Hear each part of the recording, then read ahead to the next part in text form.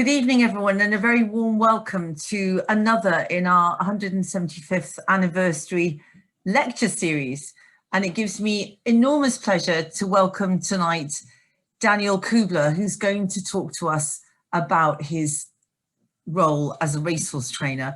And I ought to say at the start that I'm absolutely delighted because I started my life as a vet and probably have never really spoken much about the fact that I did a lot of research for many years on the adaptation of racehorses to exercise and how we can develop better methods for predicting injury and improving performance. So it's going to be music to my ears to hear on how the field has developed, because Dan has a particular reputation for taking a very scientific approach to the way that he trains racehorses.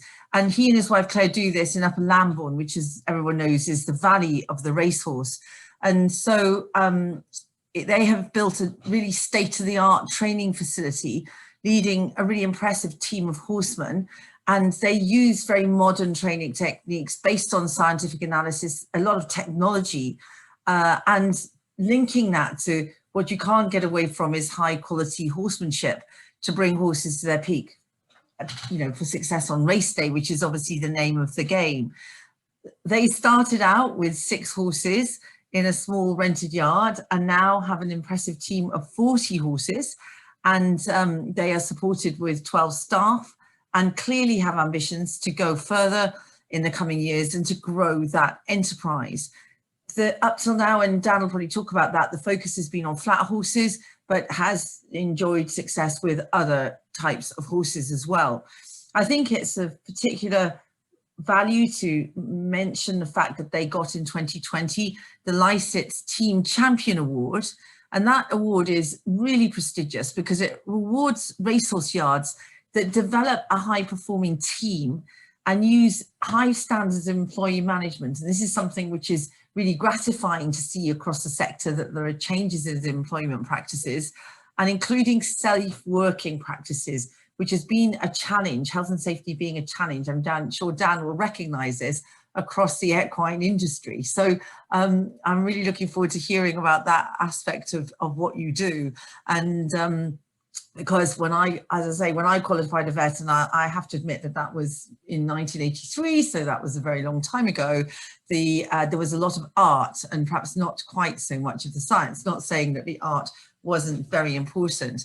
And I ought to mention that Dan often comes back to talk to our students, and we're very grateful to you for doing that, on the practical application of genetics and exercise physiology in the sporting arena.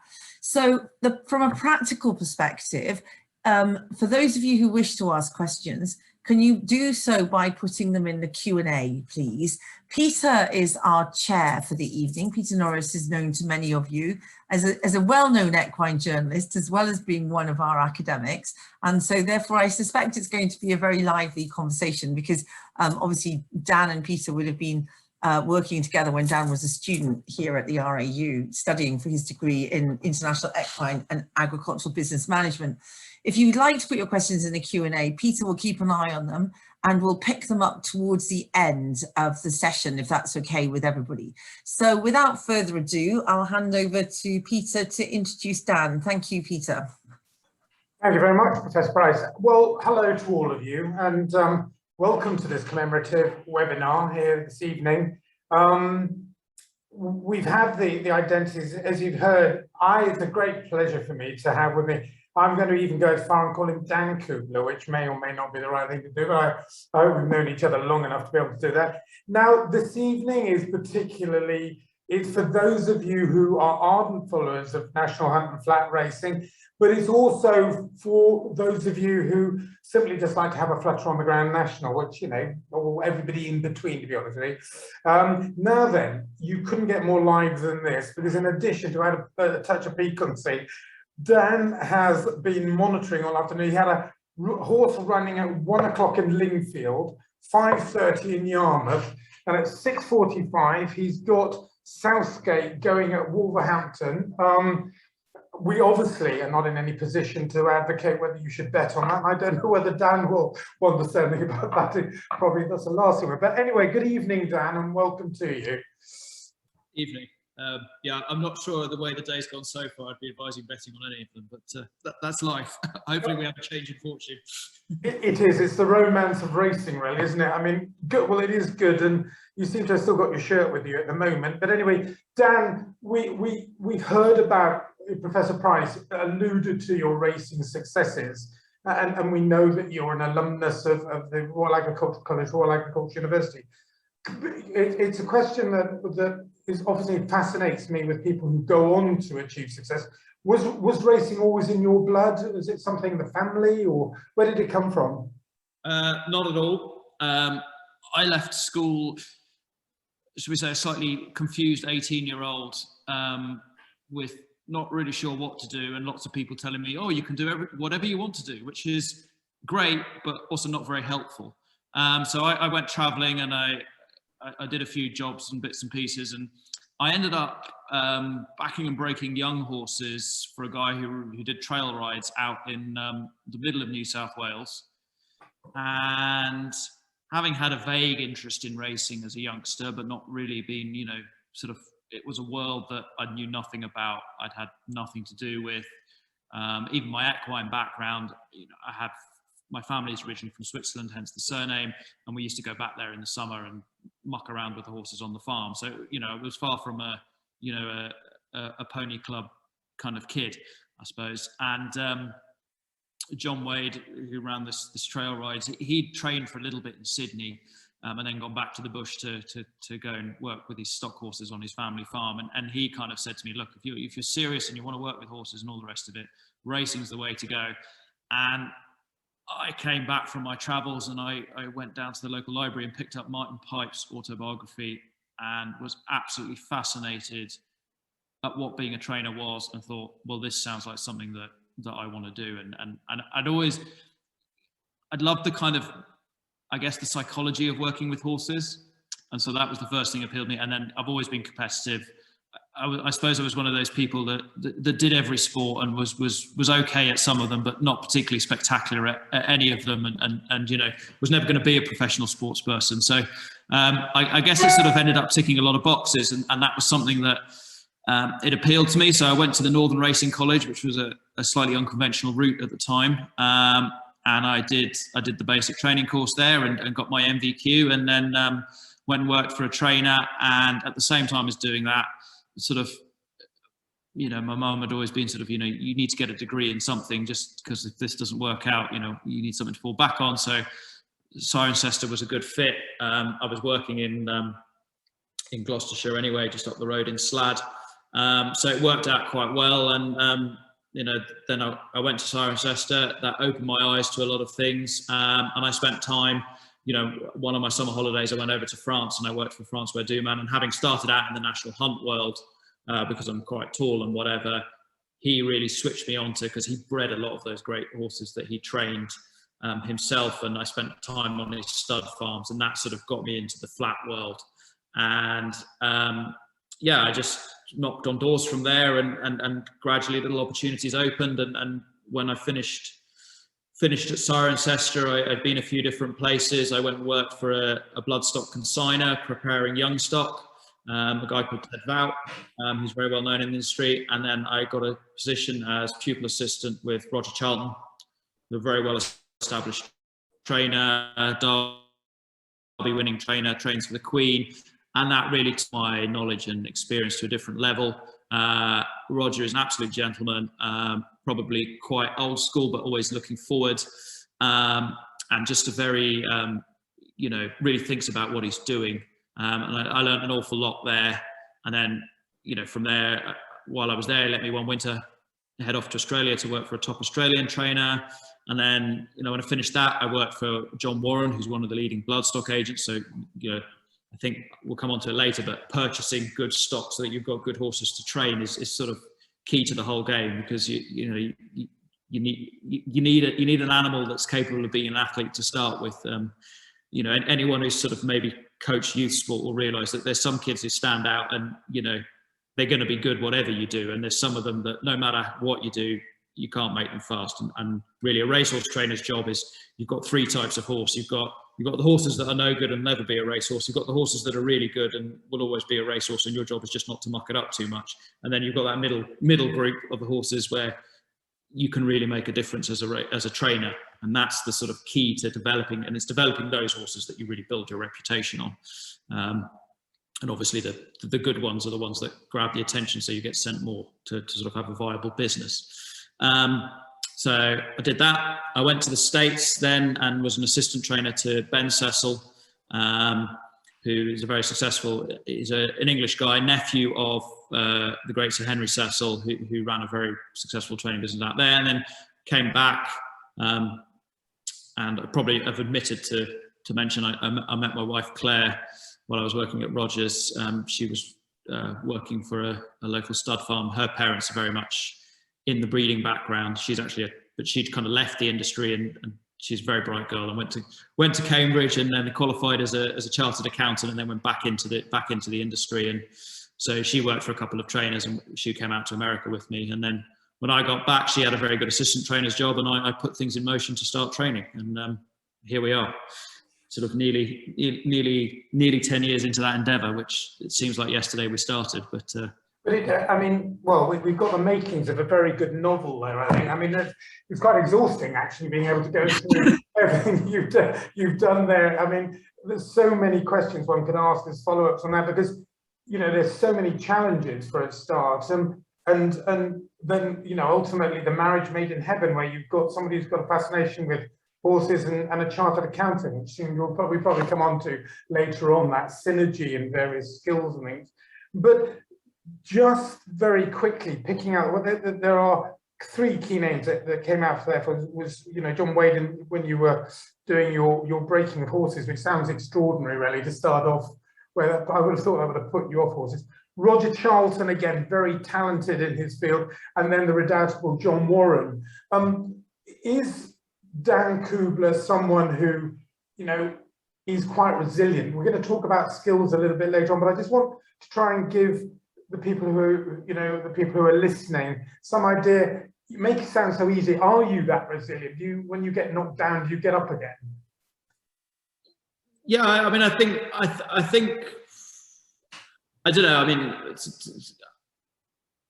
I suppose my whole life has been kind of, my father struggled with cancer for most of my teenage years, and you know, that was sort of, you know, obviously, you know, and in the end he passed away when I was 17, which is probably slightly why I ended up where I ended up. But I think that kind of, you know, if you can go through that process as a teenager, I think you can kind of take most things. And, you know, while it's not an ideal thing to happen, I think it sort of teaches you to make the most of life. And, you know, you don't know how long things are going to go on for, and, you know, to take every opportunity, and you just have to be, you know, I don't think it's particularly the equine world or anything like that, but, you know, we work in professional sport. Our results are measured every day on the track. You know, if we have a winner, everyone's on top of the world. If we have a horse run badly, as we just have before we started this, you know, everyone's down on the floor, and you've got to pick people up and all the rest of it. But, you know, while it's the greatest fascination of my life watching these horses run around and anything to try and get them better, you know, you can't let yourself get too down. And I think mental, it's something to touch on later, but I think mental health is something that, particularly in the sporting arena, is starting to come to the fore, and just a bit of consideration. And a sort of a friend of mine has just made a short film called The Fall, which is coming out very, very shortly. And he's an ex-jockey, kind of, well, I suppose if we called him a journeyman jockey, we'd be being generous, but Nathan Horrocks, but he's a very talented film producer, and he's the guy behind Jockey Cam, which you'll see if you watch racing. They occasionally stick a jockey on the helmet, and he's been very innovative in that area. And it's, you know, but yeah, I suppose being resilient is just part of the job. And you know, I think the one thing you need for this industry is it's a 7-day-a-week thing, and it's not a job, it's a lifestyle, and you have to accept that. And I think, you know, we're very fortunate. You know, there's a lot of people who come and spend an awful lot of money having horses trained with us, and, you know, they come and spend a morning on the gallops with, and they think, oh, this is wonderful. And you have to just remind yourself of that sometimes, that, you know, you've actually got it pretty good. You're living a lot of people's dream. Absolutely. I'm sure your father would be very proud of where, you know, you find yourself. But you find yourself now deciding you and Claire are going to take on a yard. Can you just outline, because there's quite a lot of ground that we want to cover, but just can you just give us a taste of what are the main challenges in the absence of a manual? What are the main challenges of running a yard and a team, which includes the equine athletes as well? I think the biggest challenge, and the first thing is you spend your sort of apprenticeship, as it were, working your way up, and it's all about the horses and what people to make the horses better and all the rest of it. And then suddenly you get there, and we started with 6 horses, and we had one girl working for us, and she was, she was quite young but very good rider, and all the rest of it. And then we had a couple of people who'd sent us horses, and we were fortunate, Claire's parents breed and have some homebreds, and that kind of got us our little 6 horses to get going with. And then you suddenly realise, well, we need some more horses, and to do that we need some people who are prepared to spend some money. And suddenly you have to think, so fundamentally you need owners. And then you need people to look after the horses, so you can build everything up. So it's the horse business, but it's a people business, really. And so the two things you need to be able to do is you need to be able to get on with people. You need to find people who want to own horses and share that enjoyment together with you, and that passion to develop the horses and find quality horses and work together with you. And I think that's something we'd really sort of try and do. Is when you get we're not just looking for someone who can give us a load of money and then kind of leave us alone. I think that there may be some trainers who have that sort of attitude. We'd very much be, you're part of the process as an owner, and some people don't want much input and some people do, and you balance that. And then the other side is obviously managing the team of people, and the more horses you get, the better that you need to be at that. And we've made mistakes, and you learn from them and whatever, and we've really tried to build, and something we've really worked on, and we've been very fortunate. We've had a couple of people mentor us a little bit in terms of developing our team and what we do, and about and I think a lot of what we've always done, and I think where I'm fortunate coming from a non-equine, non-racing background, is I look at this in the context of, well, I've worked in a supermarket, I've stacked shelves, I've worked in an office doing data entry, and I've done some pretty boring jobs in my life to, get the opportunities to travel and things like that, and whatever. And, and I've worked up, I started out as what is known as a stable lad, and a word I don't like, because I think, it completely underestimates it's slightly derogatory, especially when you're talking about, sort of 40, 50-year-old people of 20, 30, 40 years experience in the industry, who are hugely skilled, vast amount of experience and whatever. To just call them a stable lad doesn't really do them any justice. So it's a word I'd always avoid. But, I have, to an extent, worked my way up through the industry, and I'm aware that, there's more to life than just getting as much as you can out of every person in terms of their labor. It's a bit more about developing the person, and I think that's what we're, if I'm most proud of one thing, it's what we've done in terms of developing some of the people who are working for us. And we've got a sort of core now who've been with us for sort of 4, 5, 6 years, and really, some of them came to us, it's their first ever job, and and some of them had tried 2 or 3 things and it had not really worked, and this has really clicked for them. And it's about giving people opportunities and developing them and finding their strengths and doing that. And that for us really is really what we're proud of. And we've tried to do some things to innovate the industry as well, towards better working practices and things like that, which was coming anyway. But I'd like to think we've led the way, and we've done some things which maybe aren't traditional and have kind of broken the mold in some cases. And I think hopefully it's sorry. I mean, all I was going to say is results, and then your success obviously reflects the fact that you've got such a vibrant team down there now.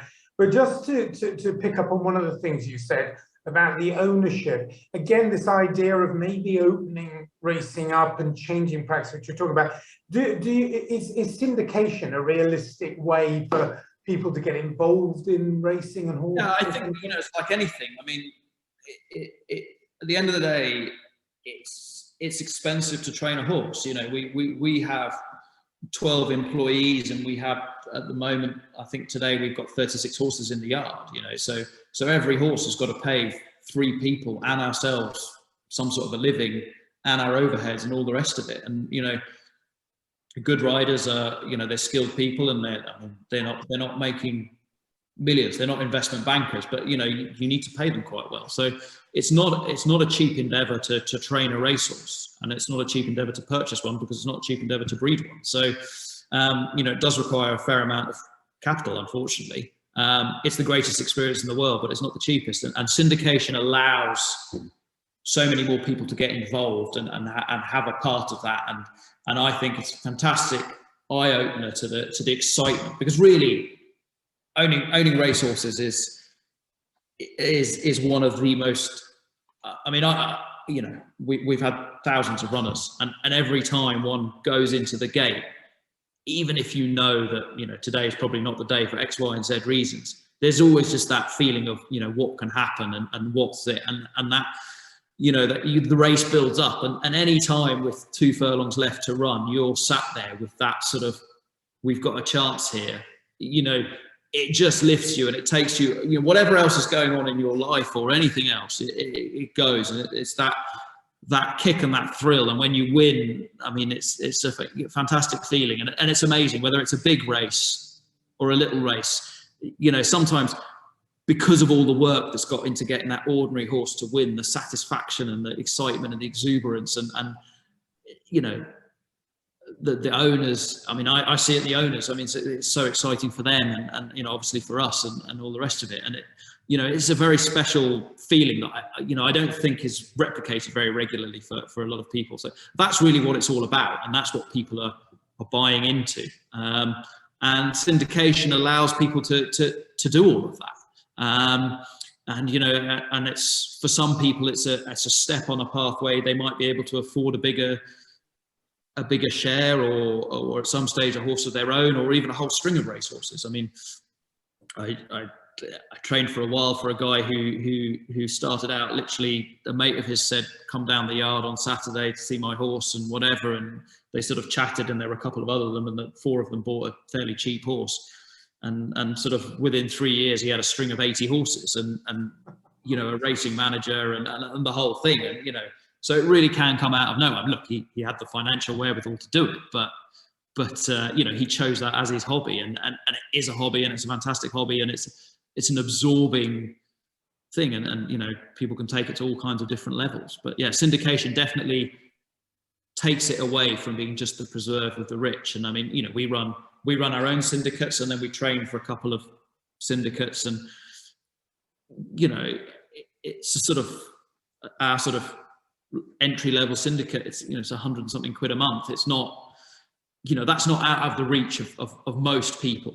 If you're working minimum wage, probably is, but for most people, that's something that's achievable. And we've got people from all walks of life who come in here. And I mean, one of the fantastic things about building our own yard is lots of tradesmen would come and they'd visit, and loads of them now have got a little piece of a horse somewhere, because they've kind of got a connection, and they help build the yard, and now they're helping develop the yard, and they're developing the horses, and it's just working together, I guess, which is. And I think that is wonderful to hear, because without, I think, over dramatizing things, I've anecdotally spoken to people who said that things like racing and other sports have kept them going through what's been a very bleak year. This idea. And I'd imagine if you owned a horse as well, it probably would have made it that extra dimension. Going back to what Professor Price said in her introduction, the mention of the presence of science, there possibly is for some people a sort of rather romantic idea of the racehorse trainer standing in your trilby up on the gallops first thing in the morning. Is there a form of synergy now between the traditional methods of training and the advent of very exciting scientific methods, of which you seem to be very successful at applying? Yeah, I mean, I think this sort of combination of horsemanship and analysis or science is really, it's what's moving everyone forward, and the competition. No sport stands still. It's everyone's always looking for an edge and finding we're all competitive. Why do so many people? I mean, often there's a journalist sort of say, well, why would you give up a good assistant's job for a successful trainer and go out on your own? It's because you're competitive. You don't want to, you want your name on that license. You want your, you want to try your ideas. You want to try and be better. You want to move forward.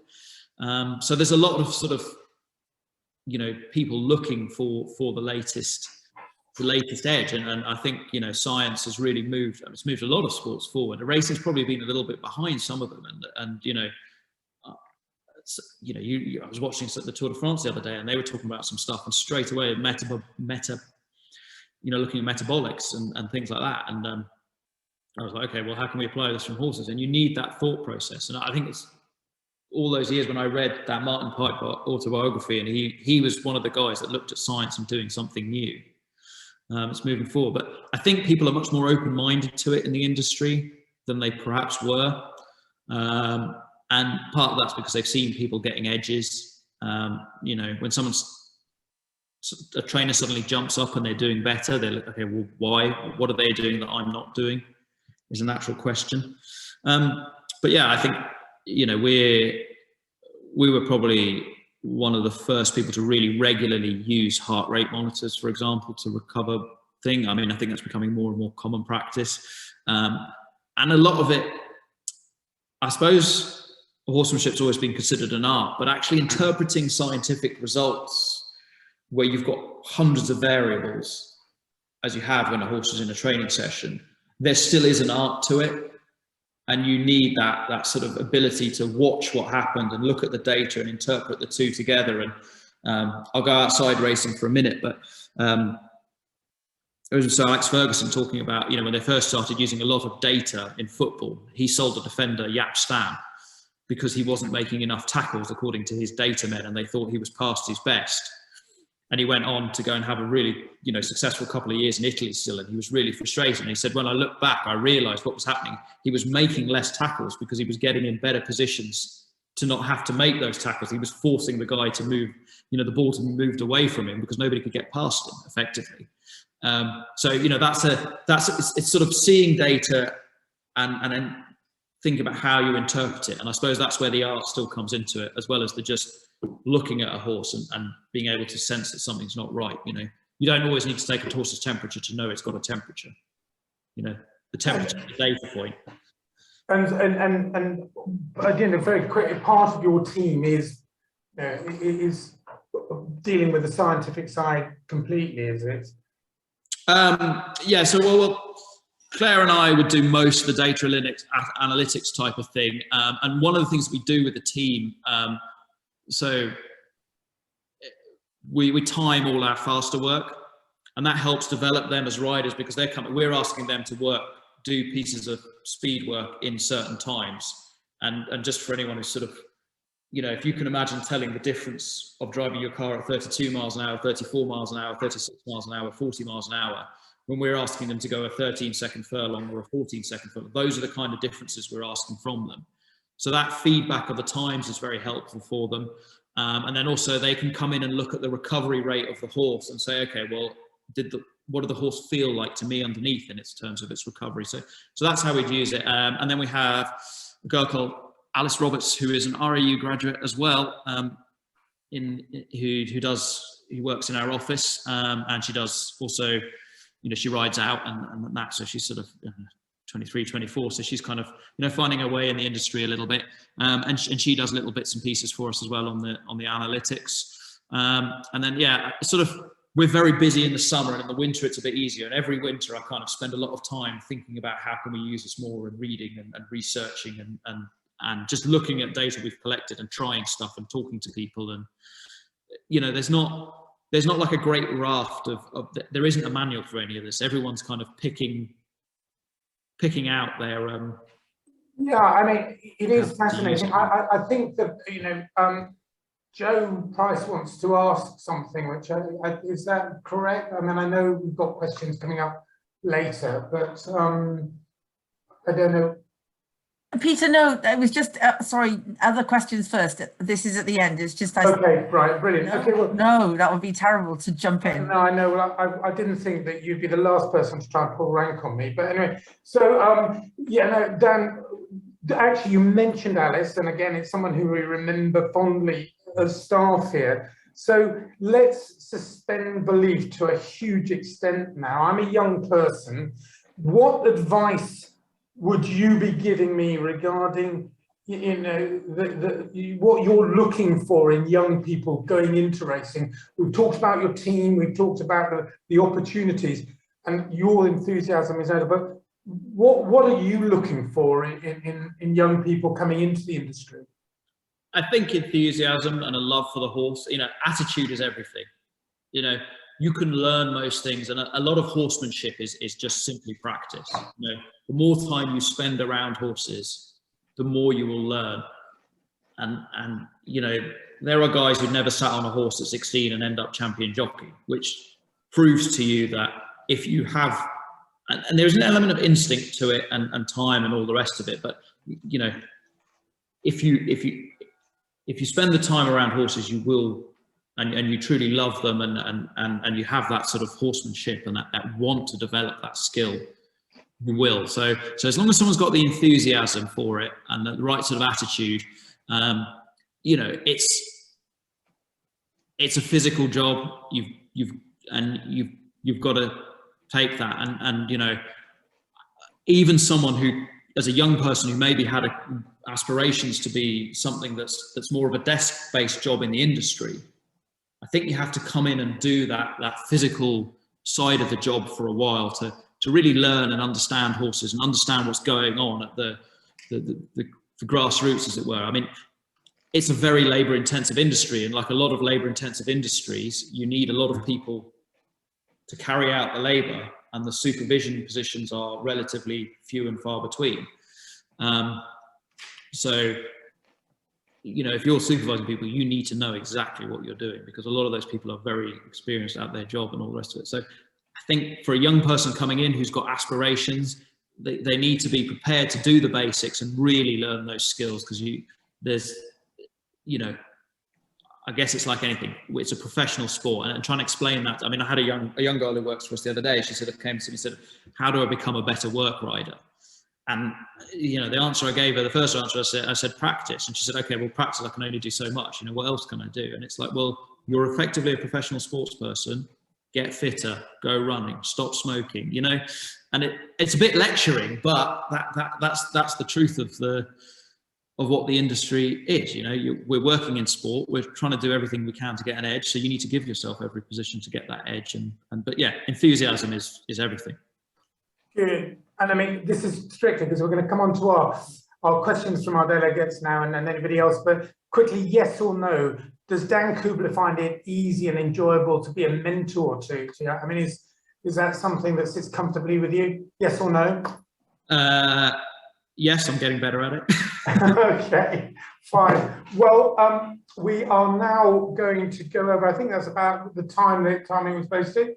So we are going to be going over to some of our, you know, people who put forward questions, and I think it's a familiar face to us.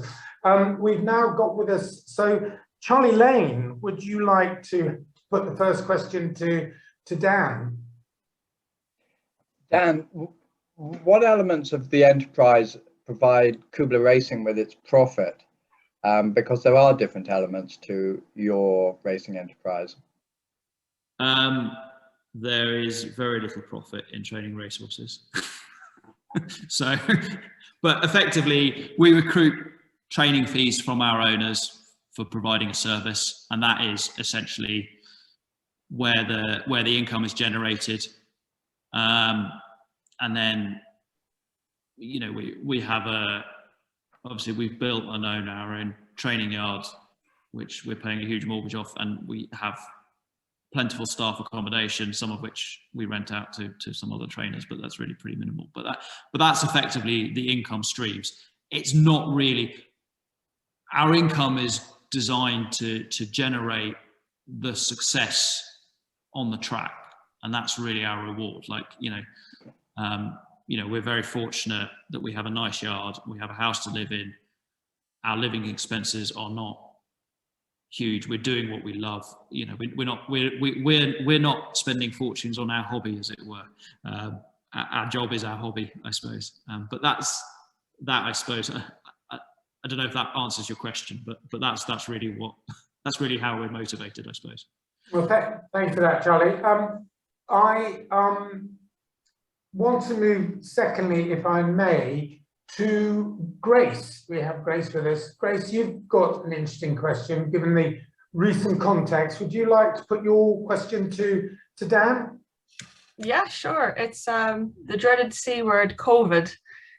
Just as a racehorse trainer, how has COVID affected you and your team and business? I suppose on one level, we've been incredibly fortunate compared to most people. We work outdoors. Racehorses obviously still needed care, so we still all had to get up and go to work. Initially, there was no racing, but racing got going pretty quickly. Some people within the BHA did some pretty phenomenal work, and some of the race courses to ensure that we could do that safely. It's not been ideal. There was a lot of fear about investment, and obviously people's business has been affected, so some people have pulled out of racehorse ownership, understandably. If you're laying off staff, you can't really be keeping a string of racehorses. But actually, on the whole, racing experience has been very different. It's returning to normal. For some owners, that was a bit, because they couldn't go racing initially, or then when they did go racing, it perhaps wasn't the most enjoyable experience. The social side of it was all gone. It was tough, but ultimately, we got to carry on doing what we were doing with a relatively mild hiatus, and a lot of people were still earning money and didn't really have much they could spend it on, and racehorses were still running, and there were people who came and bought shares that had never bought shares, because it actually, as Peter alluded to, it actually gave them something to keep them going and keep them interested. And I think also it made some people think, well, it's time to enjoy life, actually let's spend a bit, let's do some things we want to enjoy. And so we've seen a bit of that, and I certainly know some of the syndicates we work with have felt that they were terrified of not being able to sell shares, and actually have found that they sold more shares than they have in the past. So I think, and I think the other plus for racing is we had a window there where we had fantastic coverage of the sport, where perhaps not much else was going on, and the viewing figures on ITV were great and things like that. And it kind of maybe brought some people that had lost their way and interest in racing back to racing as a fan sport. But on that level, things were great. I think obviously most of the team, they're relatively young. It's a physical demanding job. I've touched on that, and we've got quite a lot of younger members of staff. People in their early 20s and even late teens. And so for some of them, that's been pretty tough. And we've got 2 or 3 staff that whose families are abroad, and that's been tough. And keeping that unit motivated and their mental health well, that's probably been the biggest challenge for Claire and myself, is keeping the team as happy as you can when they can't socialise. And I'm sure that the sort of the academics side of things will have seen that with their students. The normal social life of young people has been completely decimated, and that's been very hard for some of them, and just trying to, I suppose, keep them motivated. But at least the guys working for us, they're still able to ride out in a string of racehorses or have a bit of crack with the guys on the yard. And overall, we've probably been luckier than a lot of people. Just coming in there, I mean, there was something that you mentioned there about the mental health and the pressure. We've seen very recently in another sporting context. I mean, do you find with the mental health issue, social media, is that something that you feel that you can manage and you can use to best advantage, or do you think it's a force for evil rather than for good? I think it's we use it for marketing. It seems to work. In terms of the mental health side of things, yeah, look, you get the odd derogatory messages and all the rest of it, but I know Mick Shannon's son, and Mick Shannon would be in his 70s now, wouldn't he? And Michael, his son, showed me a letter that his old man got sent when he was first starting out as a trainer and just retired from his football career. A handwritten trolling session with exactly the same kind of abuse. So I don't think that it's changed human behaviour. It's maybe just given people a platform to express it in a different way. Yeah, look, I think you can get caught up in it. I think it's harder. We're probably almost the last generation that didn't grow up with it. I think for some of these youngsters, it's very difficult, but it's also I think one of the most dangerous things about it is this constant distraction and flitting from one thing to the next. And it creates, I think that's where a lot of the mental health problems come from, is that the human mind is designed to focus on one thing at a time and not be multitasking. And all these apps and things create, I'm going off on a tangent here, but they create lots of distractions, and it creates sort of a cortisol rise in the body. And I think that doesn't help a lot of people. And, you know, I know from having helped a member of staff with a very serious mental health issue, that one of the things in her treatment was, you know, she went through a process where they would not allow her to have any access to these things because of the sort of recognized damage. And I think that's where a lot of the bigger, you know, keeping kids focused in, you know, especially the younger staff, I say kids because they are kids sometimes, focused in the workplace, that they're actually there to do a job and not be looking at Facebook or Twitter or whatever every 5 minutes, you know. And I think that's where it becomes a problem. Well, good. Let's get back to you know, your horses and things like that. We've got Mark who's joining us this evening. Mark, would you like to put your question to Dan? Yes, hello. Dan, I actually have two questions, if that's allowed. Well, not really, no. If you can try and fuse them into one, you'll make me very happy, and I won't get, you know, shouted at by Hannah. So I want you to fuse it into a very cleverly constructed one question. Okay. My question is, which horse in your stables is currently your most successful horse? And is that potentially because you focus on a certain type of distance, as in sprinter, middle distance, or stair? And maybe you could explain from an owner's perspective, how does that impact on ownership? Okay, so this is a loaded question because Mark owns a share in a very successful sprint that's won 10 races. And we bought him because we loved him as a horse, and he's been a real great old servant, and he's won all sorts of races and given us all kinds of fun, and he's a bit of a character, and he likes to come from last to first, so there's always a will he or won't he get there moment. In terms of getting down to the serious part of the question, which is the you know, what type of distance and all the rest of it. So every horse that comes in, you have to have an open mind, but there's certain things you look at. You look at the physique, you look at the, so we do a genetic test to look at sort of the muscle type and all the rest of it, what distance to be suited for. And once we start doing faster work, we analyze its cadence, which is its how many strides it takes per second. And we analyze its stride length, all of which filters into a picture as to what we think the optimum distance for this horse will be. And then we focus the training for each individual horse in that way to try and develop the traits that it needs to be successful over what it looks like will be its most, you know, optimum race distance. And, you know, there's a science to it, and there's an art to it, and there's a balance to it. And you've got to, when you design a training program for a horse, there's a kind of a loose formula, but you also have to take into mind the horse's mindset and the mentality. And some horses will have a relatively straightforward mindset, and they're relatively, you know, they're well made, they have good conformation, and you can train them as you would wish.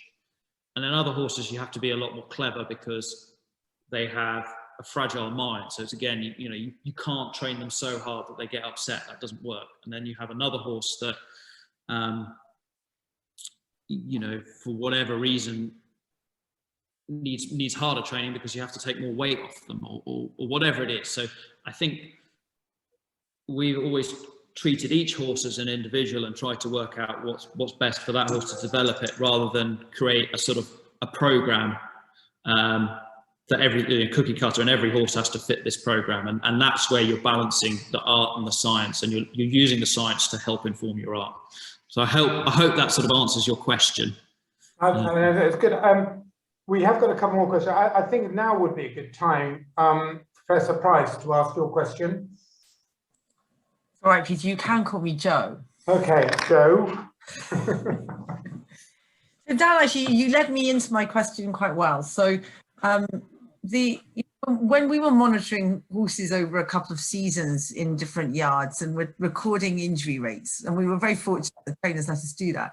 I mean, clearly musculoskeletal injuries are a major cause of wastage in the industry. Now, I just wanted you to comment on, do you think that your individual monitoring of things like heart rate and stride length and everything else is making a difference in terms of injury reduction? You know, because there's a balance, isn't there, between improving performance in the industry and then, you know, the downside of that in terms of injury risk. And so I just thought you could comment on that. And yeah, I mean, I think without sort of putting too much of a downer on things, I think one of the greatest challenges for a racehorse trainer is you effectively have to walk a very fine line between doing enough to get a horse fit enough to win and not pushing it over that line to where you're causing the horse a serious injury. And then there's that, you know, all athletes are carrying minor niggles and injuries that are fine if you back down from that really high load of work. So what do? Our basic program when we're developing young horses is based on a sort of a bone conditioning work, which is, there's quite a lot of research in that and how to develop it in a program. So we use I suppose a template that comes from that, and we've sort of tweaked that over the years and thought, well, what's worked and where it hasn't been, and you have to look at your whole group of horses that you're training and say, okay, how do we do that and still keep it, you know, some of the things that come out of some of the scientific work that's done with horses, I suppose, is a very ideal world and kind of not always practical to the realities of the world. And it's very hard if an owner sends you a horse and you say, okay, we can put it through this 18-month program and then it'll be ready to run and it'll be very sound. The trouble is, if the trainer next door is being sent a horse and in 3 months he's got it ready to run, you know, the owners just don't have the patience or the finance for that. So you have to balance the two. So you have to look at the science and put that against your normal experience.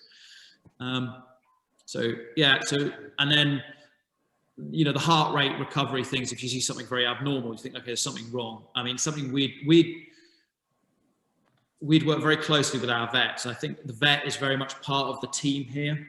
So our veterinary team, you know, they come to the yard, they're in nearly every day for something, but every Friday we go through all the horses with the vet, we jog every horse up, chop them up, we take a look at them, we analyse where they are. And we've got that, and it's monitoring the small changes before they become a big change. You know, as a vet yourself, you recognise if someone brings in a horse and you say, well, okay, it's slightly off on that leg. Oh, it's always like that. It's not very helpful as a diagnostic, but where you've seen it week after week after week, oh no, that's a bit worse than it usually is. Okay, we need to really look at this and see if this is getting serious, or this is something that we have to think about, we're managing, or we have to stop, or all the rest of it. So it's very much, you know, using the science. So the latest research is always informing what we're doing, and then the rehabilitation from injury is another area where you're looking at the latest science, and there's a lot of work being done in that area. I mean, and then there's the workloads that horses do. There's quite a lot of, I wonder if that was the research that you were involved with, where they...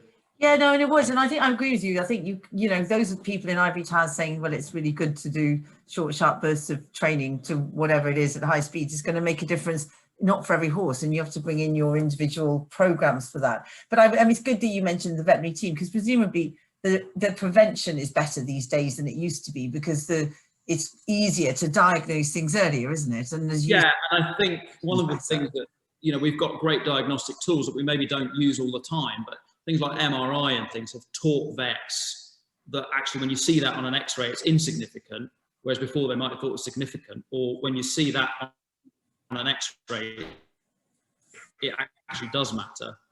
And so, you know, the veterinary world is constantly learning. We're constantly learning as trainers, and it's learning what's acceptable and what isn't acceptable, and where there's a risk and there isn't a risk, I think. And that's really do it. And, you know, at the end of the day, horses are, you know, some trainers are always going to push their horses harder than other trainers, and as a result, they're going to have more injuries. And you have to find a space where you're comfortable with that. Sorry, I'm just watching. We've got a horse running. You're watching your horse. I know. And he's running quite well. He's just coming up on the outside, and Is he going to get there and win? He looks like he might. Oh, good. We'll all let you watch. Come on. Come on. Yes, he's going to win. Good. Brilliant. Well done. Result. 2-year-old. Absolutely. I think that's called multitasking. For the distraction. But I'm really excited about that. no, congratulations to you. As I say, they couldn't have it more live than that. Yeah, we are sort of running toward, but it's fascinating. I would quite like to go back to Charlie Lane, because he is not asking a follow-up question. It's something about talking about your team development. Charlie, would you just like to articulate what you wanted to say in that respect? Dan, the racing industry has a bit of a reputation for a high turnover of staff. So how, I directed this directly at you, as how do you recruit and retain staff? But I think probably I would prefer if you could say how the industry is going to recruit and retain staff. And are we going to see racing yards with a greater split between wet riders and non-riding staff? I don't know if you could hear that, Dan. I mean, I think the essence. Yeah, I picked up most of it. So, okay. I suppose there were 3 parts. First part, what we do is very much, we try to create a culture of development and working together and this focus on analysing what we're doing. And it's really like Claire's background in, when she worked for PricewaterhouseCoopers, obviously they're very good at staff development, and they've got all kinds of protocols and systems that we've tried to introduce in a simplified form to develop our staff and team and just create a culture of I think most people want to belong to something. They want to belong to an organisation. They want to be part of something that's bigger than themselves, and it's creating that sense of belonging and purpose in their lives. And it sounds a bit sort of altruistic and highfalutin and high-minded, but basically it does work, and it's something that we've really seen work. And it's not going over the top about it and getting too sort of hung up on it all, but having some basic ideas in place and just trying to care about people. So that's really helped our retention. As a result, it's helped our recruitment. Having won an award for staff management, when you put that in an advert, you get better people applying because they think, well, they're going to get looked after. People, it's a small enough industry that, everyone's got a friend who works for someone who knows someone who knows someone. So again, if you've got a good reputation, people want to come and work for you. It's very challenging in this industry at the moment for a number of reasons to get staff. The industry overall as a whole has got a problem, and a lot of it's to do with the fact that too many employers haven't moved forward enough in how they look after staff and how they think about staff. How do we go about changing that as an industry? As an industry, is really, all we can do is set an example of what we do, and then hopefully others follow suit. And to an extent that happens.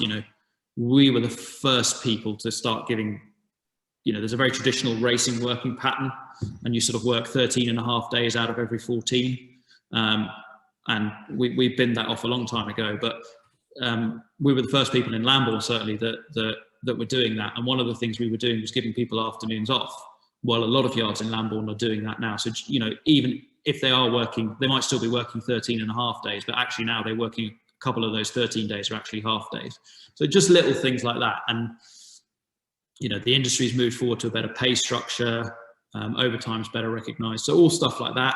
But long term, one of the big challenges is less and less people are growing up around horses. And at the end of the day, those fundamentally is your obvious core target group to come and work in the industry. So, we do need to think about that and targeting people. We've got 2 very good training institutions in the Northern Racing School, in the Northern Racing, what are they called, the National Horse Racing College now, and the British Racing School. So Claire's just become a trustee there in an effort to try and improve what they're doing in terms of recruitment to the industry. And, recruitment's actually not bad. One of the biggest problems is retention, and that's down to trainers and other employers within the industry getting it right and providing an attractive career pathway you know, where people can, you know, a lot of people start in this industry doing the basic jobs. And actually, if you talk to people who are clerks of the course at race courses, bloodstock agents, all the rest of it, most of them did actually start out, you know, okay, there's those who are sons of and daughters of, and we'll ignore those, because if you're not that, you know, we're different to the rest, to that little clique of people. But most people actually, you know, they started out doing the basics, and at some point they saw an opportunity to go off and climb the industry. So we need to be better as an industry at projecting those opportunities that, you know, actually, you know, the guy I was talking about, Nathan, who's now, you know, almost he's becoming quite a renowned film producer.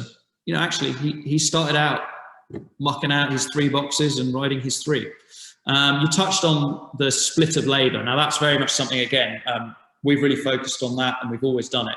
Why would you pay someone a lot of money to muck out a stable when they're a very skilled rider? It doesn't make sense. Pay them more to ride horses, which is what they're really good at and really talented at. And then you'll have a bunch of guys and girls who, you know, they don't have that skill set, or maybe they're just learning that skill set. Well, they can muck out stables, and you'll give them the opportunity to learn that, and they'll take their career in a different direction within the industry. And, you know, I think that's, you know, so typically in our yard, we've got 3 or 4 very good riders who just ride. And then we've got a couple of younger staff who do a little bit of riding and a little bit of yard work. And then we've got a team of guys who just work on the yard, and that's what they do. And actually, you know, they work as good little units. They all help each other. They respect each other. And they all muck in with each other when they have to. Because, you know, at the end of the day, it's about creating that teamwork and working as a team. So hopefully that covers all the points. Anita, thank you very much, Dan. I think we really have, you know, run out of time now. I mean, it's one of those things you always, when you get someone who's enthusiastic with you and also on a topic that we all love, we could talk for hours and hours. But it's the first time I've ever had a horse come in first, and luckily I did put a lot of money. No, I didn't. I thought that'd be a little bit. Dan, I want to say thank you. I mean, it's been great chatting to you and seeing you again. Hopefully we'll see you again soon when things get a little bit more. I'm now going to hand over to my colleague, Dr. Andrew Hemmings, who I think just really is going to sum up this evening and say a few words to you. Excellent. I mean, Dan and Peter, thank you so much. And I'm just trying to work out where that hour went, because frankly, I could listen to you guys conversing for at least another 2. And I think that kind of bears testament to how engaging the whole thing's been. And congratulations on your winner. Seeing it all come to this webinar was just superb. And it's been great to hear about, you know, this new and enlightened approach to the nurturing of talent, both in humans and in the equine athlete, and kind of tied into that. Just before I went on leave, I was tidying up my computer hard drive, and I came across a grade spreadsheet, I think from 2015, and it was for my equine genetics module. And I won't embarrass you, Dan, but you were fairly high up the rankings in the genetics essay. And where am I going with this? For me, it's really great to have had you as a student, and now find myself inviting you back every year to lecture on that equine genetics module. And it's just, to me, really speaks to your passion in terms of bringing on the next generation of leaders for the equine industry, because obviously they will be facing some challenges, and as a university, it's one of our roles to produce leaders to meet those challenges. And I think your kind of involvement at all stages in that respect is completely appreciated. So Dan and Peter, on behalf of the university, thank you so much. I'd just like to extend a huge thank you for speaking with us tonight. No, an absolute pleasure, and thank you for the opportunity. And you know, I learned a lot at RAU, and you guys all taught me plenty. So I'm always happy to put a little bit back in. So you know, any time you need some assistance with these things, or you know, you want to change the face in front of the students, I'm more than happy to help out where we can. Thank you. Just echoing that, it was a fantastic session. Well done, both of you. It was great. So, and congratulations on that win. That was very exciting horse. Anyway, good. I mean, Hannah, I think we say goodbye now, don't we? Is that the plan? You're in charge of our arrangements. So good evening, everybody. Thank you again for joining us. Also, our really engaged audience as well. So it was brilliant, Dan. Thank you very much. And I'm going to see if I can invite myself down to come visit your yard, if that's okay. So, anytime. That'd be brilliant. Sorry, that's very cheeky. Get something. Take care. Bye-bye. Good night, everyone. Bye.